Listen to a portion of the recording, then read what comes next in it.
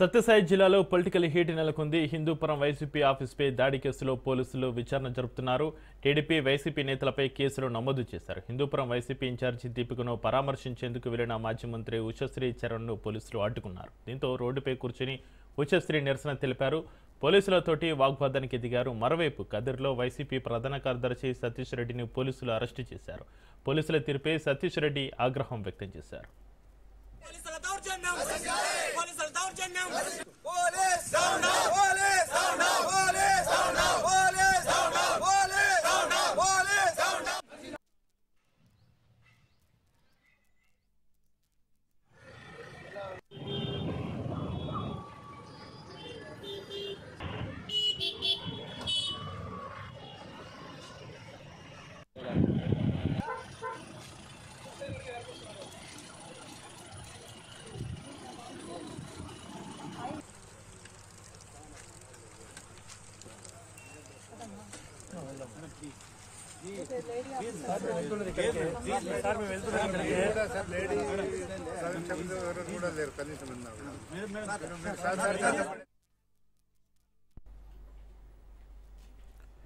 సత్యసాయి జిల్లాలో political heat నెలకొంది. Hindupuram YCP ఆఫీస్పై దాడి కేసులో పోలీసులు విచారణ జరుపుతున్నారు. టీడీపీ వైసీపీ నేతలపై కేసులు నమోదు చేశారు.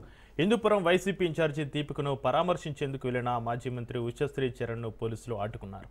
దీంతో రోడ్డుపై కూర్చుని ఉషశ్రీ నిరసన తెలిపారు. పోలీసులతోటి వాగ్వాదానికి దిగారు. మరోవైపు కదిర్లో వైసీపీ ప్రధాన కార్యదర్శి సతీష్ రెడ్డిని పోలీసులు అరెస్టు చేశారు. పోలీసుల తీరుపై సతీష్ రెడ్డి ఆగ్రహం వ్యక్తం చేశారు.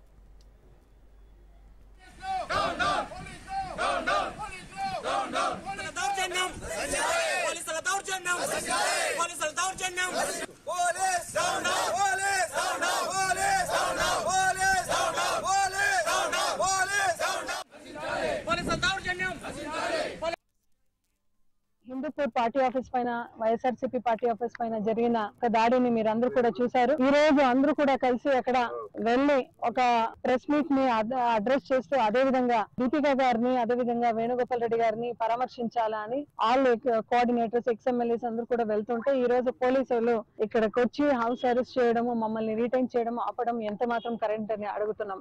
దగ్గర ఒక 60-70 మెంబర్స్ టీడీపీ గుండాలు రావడం జరిగింది. వాళ్ళందరూ కూడా వైఎస్ఆర్సీపీ పార్టీ పైన దాడి చేసి అదే విధంగా కార్యకర్తలు ఎవరైతే ఉన్నారో వాళ్ళందరి పైన దాడి చేయడం జరిగింది. అయితే ఈ రోజు పోలీస్ యంత్రాంగం వాళ్ళందరూ ఏం చెప్తున్నారంటే మేము ఎఫ్ఐఆర్ కట్టినామండి, ఎఫ్ఐఆర్ కట్టే 15-16 మంది అయినా కట్టినామని చెప్తున్నారు. ఈ రోజు నేను అడుగుతున్నాను, ఎంత మాత్రం ఇది సమంజసం? అంటే వైఎస్ఆర్సీపీ పార్టీ ఆఫీస్కి వచ్చి మీరు దాడి చేస్తున్నారంటే నిన్న దీపికమ్మ గాని అదే విధంగా వేణుగోపాల్ రెడ్డి గారిని అవైలబిలిటీ ఉండింటే మీరు వాళ్ళని చంపే ఒక కార్యక్రమం చేసేవాళ్ళు కదా, అటెంప్ట్ మర్డర్ అనేది చేసేవాళ్ళు కదా. మీ ఇంటెన్షన్ చాలా బ్యాడ్ గా ఉంది కాబట్టి మీరు అట్లా దోపిడీకి పాల్పడినారు. వాళ్ళు ఈ రోజు చెప్తున్నారు మీరు ఏదైనా మాట్లాడితే మేము ఊరికే ఉంటామని. నేను ఒకే మాట అడుగుతున్నాను బాలకృష్ణ గారిని. బాలకృష్ణ గారు మీరు కూడా 3rd time MLA, 3 times MLA అయినారండి. ఒక సోషల్ మీడియా ఉంటుంది, ప్రెస్ కాన్ఫరెన్స్ ఉంటుంది, ప్రెస్ అడ్రస్ ఉంటుంది, ట్విట్టర్ హ్యాండిల్ చేయండి, ఇన్స్టా హ్యాండిల్ చేయండి, ఫేస్బుక్ హ్యాండిల్ చేసుకోండి. దీని ద్వారా మీరు మెసేజ్ చేయడానికి మీరు ఫెయిల్యూర్ అయ్యి ఒక డెవలప్మెంట్ కి పాల్పడండి. బాలకృష్ణ గారు మీరు దయచేసి డెవలప్మెంట్ చేయండి హిందూపురం అని అడిగితే ఈ రోజు టీడీపీ ఉండాలని వచ్చి వాళ్ళందరూ వచ్చి మన పైన దాడి చేయడం ఇది కరెక్ట్ కాదు. లా అండ్ ఆర్డర్ అనేది గవర్నమెంట్ లో అసలు ఆంధ్రప్రదేశ్ లో ఉందా లేదో అనేది $1 million క్వశ్చన్ అయితే ఉంది. హిందూపూర్ పార్టీ ఆఫీస్ పైన వైఎస్ఆర్సీపీ పార్టీ ఆఫీస్ పైన జరిగిన ఒక దాడిని నెపంతో కూర్చొని దాడులు చేసేటువంటి సంస్కృతి బహుశా హిందూపురం ప్రాంతంలో ఇది మొట్టమొదటిసారి అనుకుంటా.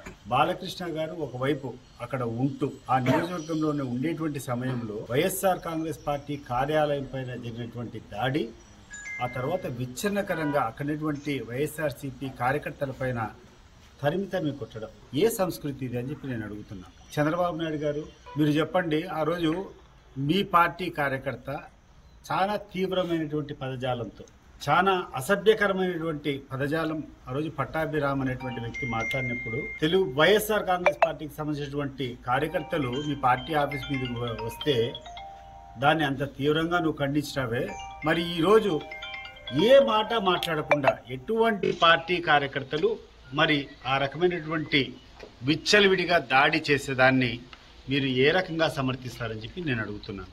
ఈరోజు నిన్న జరిగినటువంటి కార్యక్రమం పర్యవసనంగా ఈరోజు అక్కడటువంటి వైఎస్ఆర్సీపీ శ్రేణులందరికీ విశ్వాసం పెంపొందించేదానికి, అదే రకంగా వీళ్ళు చేసినటువంటి చర్యలను ఖండించే రకంగా ధర్నా చేయాలని చెప్పి అందుబాటులో ఉన్నటువంటి నాయకులం అందరం కూడా ఈరోజు హిందూపురం పోయే కార్యక్రమం నిర్వహిస్తూ ఉంటే దారిలోనే ఈరోజు పోలీసు వాళ్ళు ఇక్కడ ఆపడం, అక్కడికి వెళ్ళకూడదని చెప్పి నిర్బంధించడం జరిగింది. పోలీసు వాళ్ళు ఒకటి కోరుకుంటున్నాం, మీ యొక్క డ్యూటీ మీరు సక్రమంగా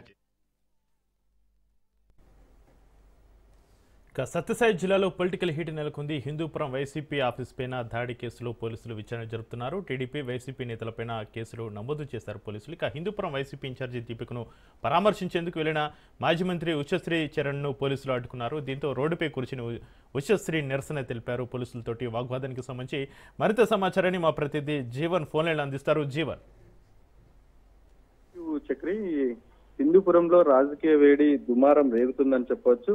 టీడీపీ ఎమ్మెల్యే నటుడు నందమూరి బాలకృష్ణపై అనుచిత వ్యాఖ్యలు చేసినట్లు వైఎస్ఆర్సీపీ నాయకులు అనుచిత వ్యాఖ్యలు చేసినటువంటి నేపథ్యంలో హిందూపురం పట్టణంలో పరిస్థితులు అయితే ఉద్రిక్తంగా మారినటువంటి పరిస్థితి ఏర్పడింది. హిందూపురం వైసీపీ ఇన్ఛార్జ్ ఎవరైతే ఉన్నారో దీపిక భర్త వేణు రెడ్డి బాలకృష్ణను ఉద్దేశిస్తూ ఎవడో హైదరాబాద్ లో ఉంటే వాడి కింద మేము బతకాల చుట్టం చూపుగా వచ్చిన వారికి ఓట్లు ఎందుకు వేయాలంటూ దురుసుగా మాట్లాడినట్లు నిన్నటి రోజున దురుసుగా మాట్లాడినట్టు తెలుస్తోంది. ఈ వ్యాఖ్యలు బాలయ్య అభిమానులని, టీడీపీ కార్యకర్తలను తీవ్ర ఆగ్రహానికైతే గురి చేసినటువంటి పరిస్థితి ఏర్పడింది. దీంతో టీడీపీ కార్యకర్తలు హిందూపురం వైసీపీ కార్యాలయంపై దాడికి దిగినటువంటి పరిస్థితి ఉంది. ఈ కార్యాలయంలో ఉన్నటువంటి మొత్తం ఫర్నిచర్ అంతా కూడా ధ్వంసం చేసి అక్కడున్న వైఎస్ఆర్ విగ్రహాన్ని కూడా ధ్వంసం చేసి పోస్టర్లు, బోర్డులను మొత్తం కూడా చించేయడం జరిగింది. సంఘటనా స్థలంలో కొద్దిసేపు అయితే ఉద్రిక్త వాతావరణం ఏర్పడింది. అక్కడికి చేరుకున్నటువంటి వైఎస్ఆర్సీపీ నాయకుల పైన కూడా దాడి చేసినట్లు తెలుస్తోంది. సమాచారం అందుకున్నటువంటి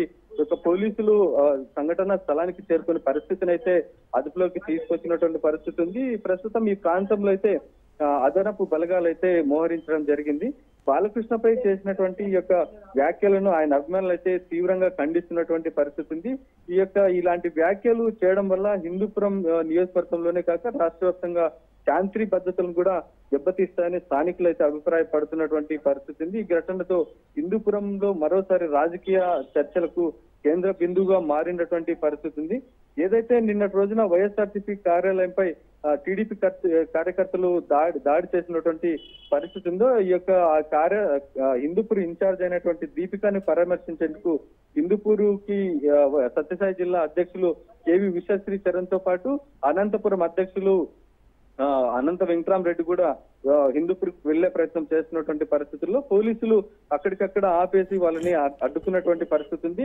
హౌస్ అరెస్టులు కూడా చేసినటువంటి పరిస్థితి ఉంది. దీనికి నిరసనగా వారైతే రోడ్డుపై కూర్చున్న ఆందోళన కూడా చేపట్టినటువంటి పరిస్థితి ఉంది.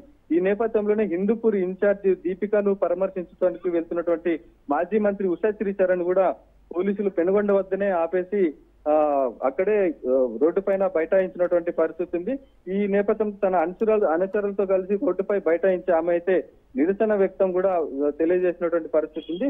ఈ నేపథ్యంలోనే పోలీసులకు ఉషశ్రీ చరణ్ కు వైఎస్ఆర్సీపీ ఆమె అనుచరులకు కొంత వాగ్వాదం అయితే జరిగినటువంటి పరిస్థితి ఉంది. హిందూపురం వెళ్తే తప్పేంటని ఆమె ఘాటుగా ప్రశ్నించడం కూడా జరిగింది. సోషల్ మీడియాలో ఏదైనా కూడా భావ ప్రకటన స్వేచ్ఛను ఉపయోగించి ప్రజా సమస్యలు ప్రస్తావించడం అవి మామూలుగా జరుగుతుంటాయని, కానీ దానికి రాజకీయ కార్యాలయాలపై దాడులు చేయడం కూడా సరైన పద్ధతి కాదని ఆమె ప్రశ్నించడం అయితే జరుగుతుంది. అసెంబ్లీ ఏదైతే బాలకృష్ణ ఉన్నారో అసెంబ్లీ వేదికగా జగన్ కావచ్చు లేదంటే ఇతరుల పైన బాలకృష్ణ అయితే ఏమైనా మాట్లాడొచ్చని, కానీ ఎవరైనా ఇతరులు వారి అభిప్రాయాన్ని చెబితే దానికి ఇలా దాడులు చేయడము ప్రజాస్వామ్యానికి విరుద్ధం అని కూడా వారి అభిప్రాయం అయితే వ్యక్తం చేసినటువంటి దీనికి ప్రస్తావించడానికి వెళ్తున్నటువంటి నేతలను హౌస్ అరెస్టులు, నిరసనగా అరిచివేతలను ఎన్డీఏ పార్టీ భ్రమ తప్ప మరేవి కాదని ఆయన వ్యాఖ్యానించడం కూడా జరుగుతోంది. దీంతో హిందూపురం చుట్టూ కూడా రాజకీయ ఉద్రిక్త పరిస్థితి నెలకొనింది. మరోవైపు జగన్మోహన్ రెడ్డి కూడా రాష్ట్ర పార్టీ అధ్యక్షుడు ఏదైతే జగన్మోహన్ రెడ్డి కూడా ఈ విషయం పైన ఆయన ఈ దాడిని ఖండించినటువంటి పరిస్థితి ఉంది. దీనిపైన హిందూపురం పోలీసులు కూడా కేసు నమోదు చేసి దర్యాప్తు చేసినటువంటి పరిస్థితి ఉంది. Chakri, right, thank you Jeevan.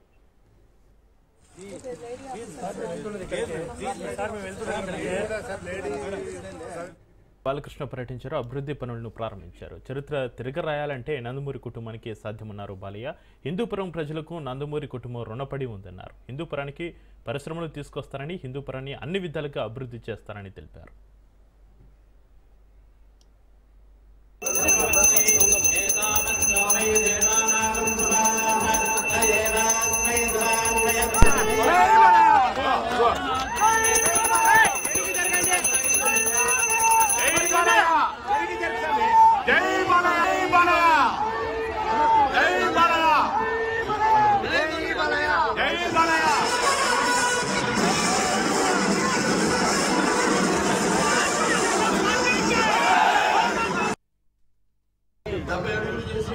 మధ్యలో డివైడర్లు పెట్టి, డివైడర్ మధ్యలో స్ట్రీట్ లైట్స్ పెట్టి, మరి రోడ్డు కూడా ఇరువైపులా డ్రైన్లు నిర్మించి ఈ యొక్క రైల్వే రోడ్డు యొక్క ఏదైతే ఈ వైంటరింగ్ పనులు ఉన్నాయో వీటిలన్నింటినీ కలిపి మొత్తం 92,50,00,000 రూపాయలతో ఈ రోడ్డు నుంచి ప్రారంభించడం జరుగుతుందని మీ అందరికీ తెలియజేసుకుంటున్నాను. పైప్ లైన్ వేసి ఇక ముందు మరొక 136 కోట్ల రూపాయలతో మళ్ళీ మనం ఈ యొక్క మెరుగైన నీటి సౌకర్యాన్ని అందించడం కోసమని, అంటే రోజు నీళ్లు అందించడం కోసం కూడా ఆ పన్ను కూడా త్వరలోనే ప్రారంభిస్తామని మీ అందరికీ తెలియజేయడానికి ఎంతో ఆనందిస్తున్నాను. ఏదైతే ఈ మన సూరపు ఉంటుందో 25 కోట్ల రూపాయలతో ఈ సూరపు గుంటని మొత్తం చుట్టూ కూడా ఫెన్సింగ్ వేసి దాన్ని ఎకో పార్క్ గా తీర్చిదిద్దాం. ఎకో పార్క్ అంటే దాంట్లో ఒక వాకింగ్ ట్రాక్ అయితేనేమి, లేకపోతే చిల్డ్రన్స్ గేమ్స్ అయితేనేమి, పిల్లలకి గేమ్స్ అయితేనేమి, అలాగే బోటింగ్ అయితేనేమి, అలాగే ఫుడ్ స్టాల్స్ అయితేనేమి, ఇవన్నీ ఏర్పాటు చేసి హిందూపురం పట్టణ ప్రజలందరూ కూడా ఒక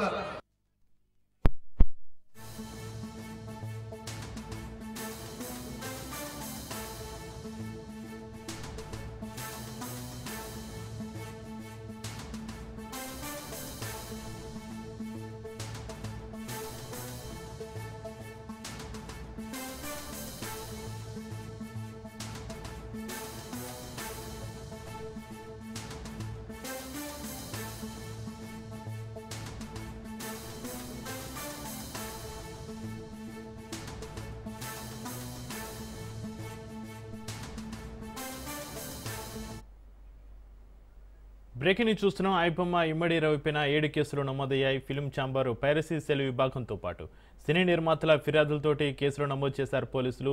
సినీ ఇండస్ట్రీపై ఇమ్మడి రవి బెదిరింపులకు పాల్పడ్డారు. ఇమ్మడి రవి నెట్వర్క్ను సైబర్ క్రైమ్ పోలీసులు ట్రాక్ చేస్తున్నారు.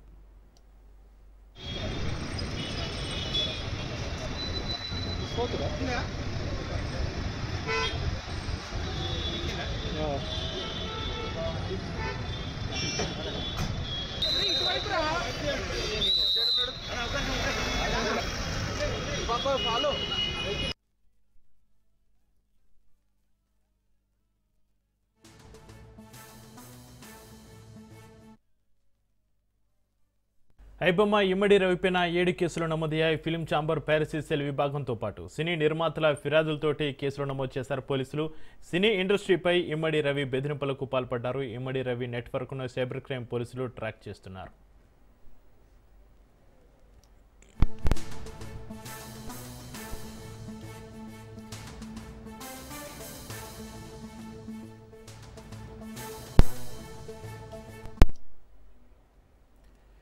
ఐబొమ్మ ఇమ్మడి రవిపైన 7 కేసులు, ఫిల్మ్ ఛాంబర్ పైరసీ సెల్ విభాగంతో పాటు సినీ నిర్మాతల ఫిర్యాదులతోటి కేసుల నమోదు సంబంధించి మరింత సమాచారాన్ని మా ప్రతినిధి రత్నకుమార్ లైవ్లో అందిస్తారు. రత్నకుమార్, దమ్ముంటే పట్టుకోండి అంటూ పోలీసులకు సవాల్ విసిరిన ఐబొమ్మ నిర్వాహకుడు ఇమ్మడి రవిని దమ్ము చూపించి పట్టుకున్నారు సైబర్ క్రైమ్ పోలీసులు. నిన్న సాయంత్రం విదేశాల నుంచి హైదరాబాదు వస్తున్న రవిని కాపుగాసి పక్కా సమాచారంతో పట్టుకొని అరెస్ట్ చేయడం జరిగింది. నిన్న సాయంత్రం కోర్టులో హాజరుపరిచి ఆ తర్వాత రిమాండ్కు తరలించారు. ప్రస్తుతం చెంచల్గూడ జైల్లో ఊచలు లెక్క పెడుతున్నాడు ఐబొమ్మ నిర్వాహకుడు ఇమ్మడి రవి.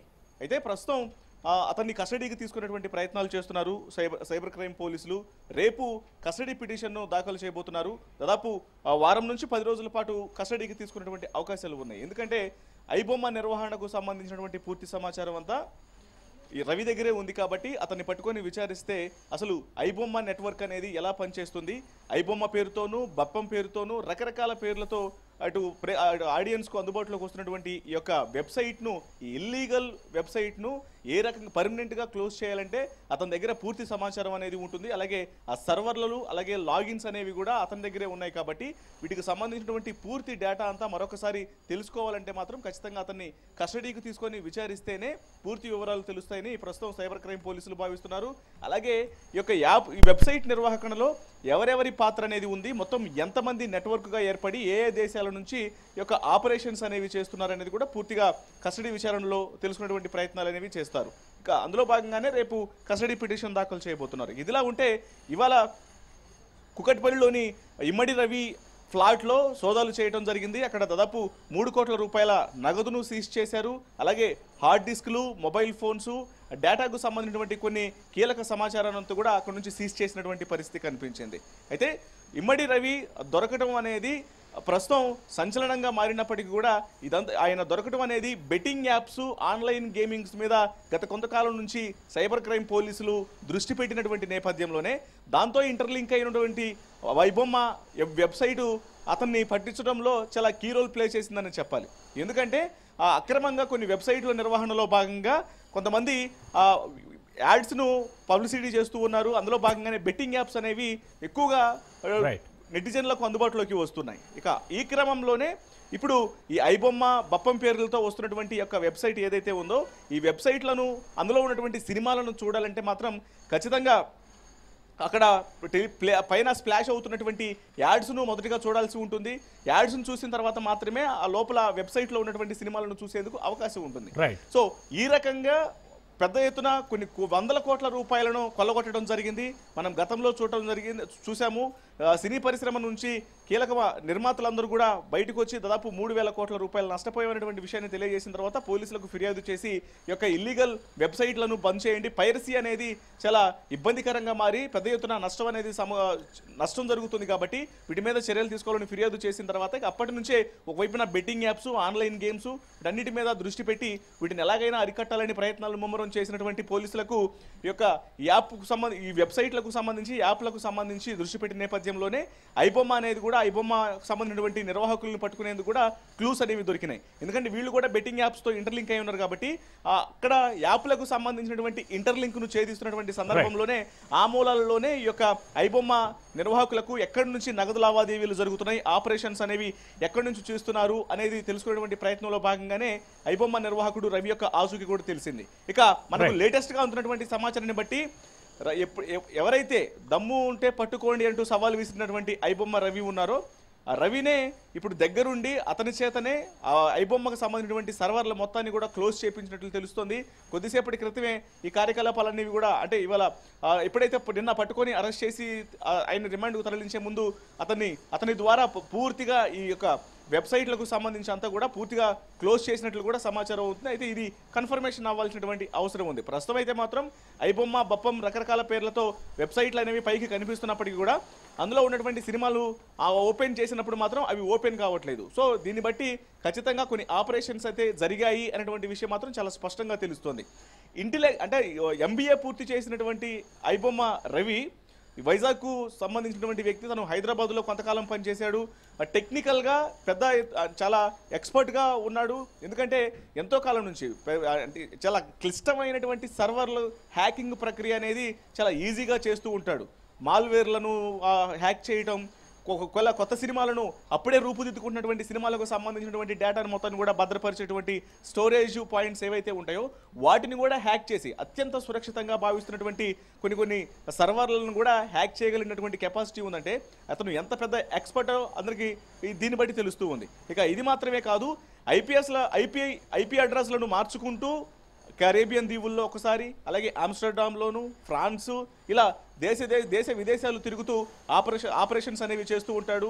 ఒకవైపున ఐబొమ్మ అనేది అత్యధికంగా వ్యూవర్షిప్ను కలిగినటువంటి వెబ్సైట్ కావడంతో 100 కోట్ల రూపాయలు వచ్చి పడుతూ ఉండటంతో అతను జలసాలకు అలవాటు పడ్డట్టు కూడా తెలుస్తోంది. దేశ విదేశాలు తిరుగుతూ ఒకవైపున ఐపీ అడ్రస్లు మార్చుకుంటూ 100 కోట్ల రూపాయలను సంపాదిస్తూ ఉంటే మరోవైపున బెట్టింగ్ యాప్స్ ద్వారా ఈ బెట్టింగ్ సంబంధించినటువంటి యాప్స్ ఏవైతే ఉంటాయో వాళ్ళు ఇచ్చేటువంటి డబ్బుల ద్వారా, ఎందుకంటే ఆ సినిమాలు చూసేటప్పుడు ఆ యొక్క బెట్టింగ్ యాప్స్ అనేవి కూడా స్ప్లాష్ అవుతూ ఉంటాయి కాబట్టి ప్రమోషన్స్ చేస్తూ ఉంటారు కాబట్టి సో ఆ రకంగా కూడా కొన్ని 100 కోట్ల రూపాయలు సంపాదించడం జరిగింది.